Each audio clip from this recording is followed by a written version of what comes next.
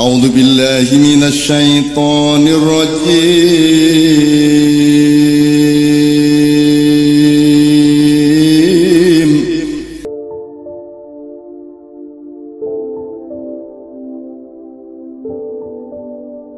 Mungkin jenengan bisa sharing carane dalam tanda kutip membedakan misalnya oh iki sik berupa data, oh iki wis informasi misalnya. Nah kemudian setelah itu cara mengkonversi misalnya data menjadi informasi, kemudian informasi menjadi pengetahuan sampai akhirnya jadi ilmu, mungkin gitu. Langsung sambar ya. Data itu sesuatu yang bisa kamu tangkap. Kabeh data. Nek kene ana apa sing lampu piro? Itu data. Nek kene ana jomblo piro? Kuwi data. Wes, itu data. Tapi data yang bermakna buat kamu itu jadinya informasi. Nek kene jomblo wong piro? Dhewe ngerti misalnya 30%, nek ora ono gunane nggo aku. Itu hanya data, bukan informasi. Paham ya? Data adalah yang tersedia, semua ini bisa adalah data. Tapi data yang bermakna buat dirimu jadinya informasi. Informasi yang bisa kamu gunakan untuk memecahkan masalah. Paham ya?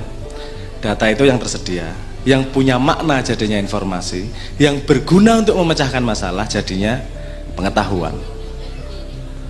Gue so ngerti,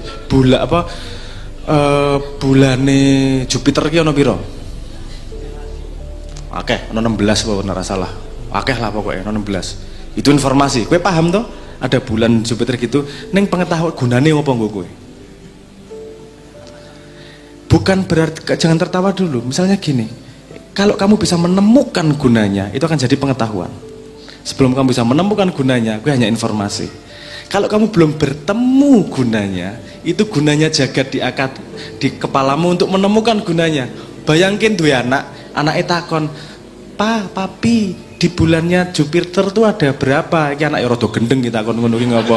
Tapi ra apa-apa bayangke wae kuwi anake bareng ngising cewek, "Pa, di Jupiter ada berapa bulan?" Ya asu anakku ki. Ya tapi kamu kemudian bisa memanfaatkan informasi itu untuk menjadi berguna. Kamu membayangkan sebuah situasi di mana informasi tersebut kamu keluarkan kepada orang lain untuk menjadi berguna. Ketika kamu sudah bisa membayangkan situasi itu, informasi akan nempel sama dirimu. Karena ketika situasi itu muncul, sekitaran situasi mirip-mirip, mesti loading dewe informasinya. Karena kamu sudah pernah membayangkan dunia seperti itu. Iki sing tak omongke ning apa jenenge YouTube ini. Bagaimana bisa saya kan lagi ngomong tentang simplex, saya belum ngomong piye menata simplex, bagaimana bisa mengingat dengan cepat. Salah satunya adalah itu. Kalau informasi kamu tahu gunanya, itu akan nempel. Kamu gak usah mencoba nginget-inget aja, kamu tahu apa akan ingat sesuatu yang berguna kok. Wes toh, kowe luwih kelingan kancamu sing gelem ngutangi mbangane sing ora, ya ora. Nek utang kelingan kae, kelingan. Temenmu yang punya gunanya buat kamu pasti apa lebih diingat. Sing lucu, sing gelem ngutangi, sing alim-alim kowe njuk meng kenal-kenal tok ora ono gunane nggo kowe lali mesti. Ya ora? Bener gak? Itu memang cara kerja otak seperti itu. Karena banyak informasi, apa yang harus ditahan nih, apa yang harus disimpan nih? Sesuatu yang berguna. Seperti saya katakan tadi itu, ilmu di kepala itu untuk berguna ke masa depan, sehingga yang berguna buatmu sekarang kamu simpen, siapa tahu nanti kepake lagi di masa depan. Nah guna itu bisa ketika kita menghadapinya, atau ketika bisa kita bayangkan kapan makainya. Dari salah satu trainingku aku ya akan ngajari gue, ketika ngomong simplex itu gue kudu nulis beberapa pointer index. Pointer index itu asosiatif terhadap ilmu tersebut. Kategorinya apa ya, gunanya buat aku apa ya, dia apa namanya nyambungnya sama siapa ya, itu disebut sebagai iteratif komunikasi. Iteratif komunikasi itu ada 65W1H paling gampang itu yang kita pakai sehari-hari itu untuk mencari tahu, itu dikonekkan sama itu semua, termasuk satu lagi gunanya kamu ke masa depan. Nek gue wis lengkap data gue, perasah tok eling-eling ketika butuh metu dewe.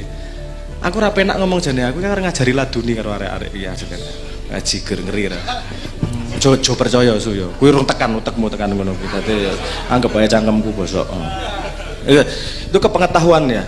Dalam pengetahuan nanti ada ibu jarinya. Dalam pengetahuan, dalam banyak pengetahuan itu nanti akan ada galih. Ngerti galih ya?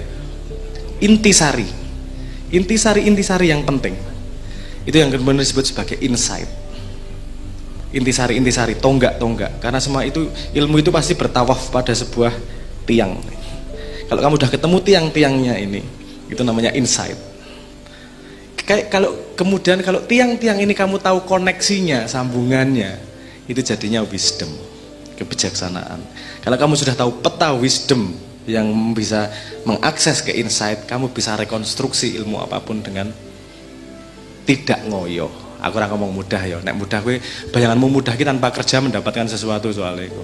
Tetap kerja ning ora sengoyo, itu kan harga apa? Harapannya kan gitu. Nah, jadi eskalasinya seperti itu. Tadi sudah menjelaskan eskalasi data, informasi, pengetahuan, insight ke wisdom termasuk cara akuisisinya. Ini yang perlu digarisbawahi. Insight itu ra iso tak ajari. Kenapa? Karena pengetahuan itu wis ra iso tak ajari. Yang bisa tak ajari itu, yang bisa kita ajari itu cuma informasi. Karena guna informasi untuk setiap orang itu berbeda. Bener gak? Sehingga dikatakan pemahaman itu rezeki nang Islam. Bener gak? Warzuqni fahma. Gusti Allah beri aku pemahaman rezeki. Rezeki kayak duit. Jadi setiap orang rezekinya beda-beda, tergantung pada apa yang akan kamu pecahkan. Ilmunya yang nempel akan berbeda ke tiap orang. Kalau kalau pengetahuan yang nempel ke tiap orang berbeda, insight-nya pasti berbeda, dan wisdom-nya pasti juga punya cara pandang yang berbeda juga. Jadi insight wisdom itu susah diomongke, karena kowe kudu nemokke dhewe. Semakin kamu man arafa nafsahu, semakin ngerti dalam hidupmu sendiri, itu akan muncul sendiri nanti. Yang bisa saya sampaikan hanyalah informasi dan argumentasi. Pemahaman itu rezeki Anda dengan hidup Anda dengan Tuhan Anda. Ngoten nggih? Cukup jelas nggih? Nggih, matur nuwun. Monggo, Mas.